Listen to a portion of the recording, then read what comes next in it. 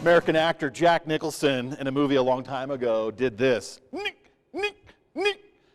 And that's kind of how I feel with these low temperatures this morning. Very cold, but these won't be the coldest temperatures we experience. Always the second morning after a cold front.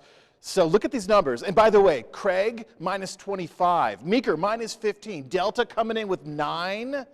Coldest spot unofficially in Colorado is this little area right there.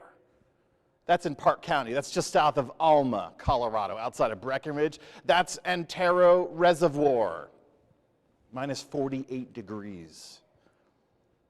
That's a cold one. High temperatures today, just as well, not just as cold, but cold. We should be in the low 40s this time of the year. We didn't make that today. By the end of the weekend, I think Grand Junction will be knocking on the 40-degree door. By the start of next week, Montrose, we will be knocking on the 40-degree door. Many more people joining the 40-degree club all the way into the middle of next week.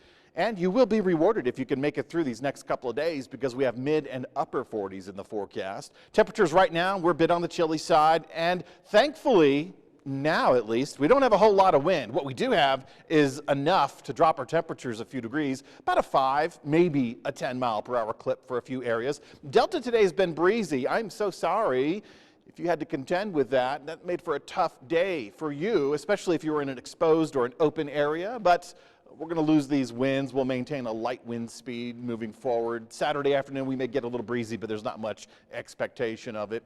Very few hazards across the state. We still have that flood advisory for the Roaring Fork River, that ice jam situation that we were talking about a few nights ago. Wind chill advisory around Colorado Springs. That goes until about 9 a.m. tomorrow. Now, all of our weather is calm compared to our storm system, which is now chugging across the central time zone, entering almost into the eastern time zone, with snow showers around Tulsa, Oklahoma, St. Louis, Missouri, ice in Little Rock, and eventually into Memphis, Tennessee, and then flooding. Our weather maker, our snowmaker, is creating all this flooding from East Texas all the way through Hattiesburg, Mississippi.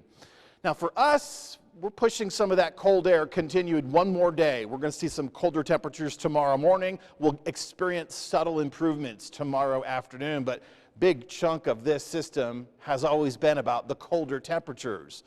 And that'll be a slowly moderating effect. It'll take a while for some of us, but eventually we'll get there. We'll get to the 40s and beyond. Now, looking into this weekend, what we have is an anchored high-pressure system across the western United States. It's the same exact pattern that we experienced for almost the entire month of January, and it's doing the exact same thing. It deflects storms away from Colorado. They have their genesis site in the Pacific Northwest. Our high-pressure system drives them up and over, and they dive down. Now, lately, in the last 3 or 4 weeks, we've had these systems dive down along the divide, mostly east of. One time it happened west of the divide.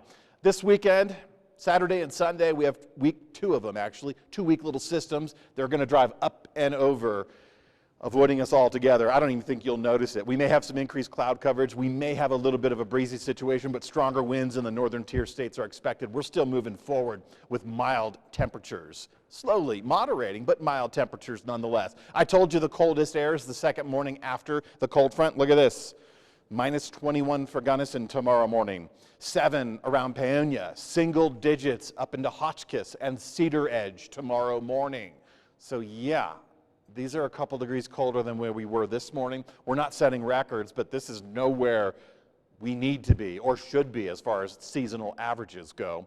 Looking into tomorrow afternoon, you know, this is still cold. Some of us are getting a slow improvement, and you can see it by the numbers. Eventually this weekend, you'll be feeling it. And again, lots of sunshine, so that's good. You see that cloud coverage on Sunday as a result of that weak system passing through. And then look at some of those temperatures for Grand Junction into the middle of next week. Neither one of these weak systems for the weekend and for the middle of next week are going to do much for us. We still remain very dry. We have rain deficits. We can't really make those up. But we're going to move forward with these dry, clear conditions. So get the hand lotion, hydrate, and take care of your SPF needs.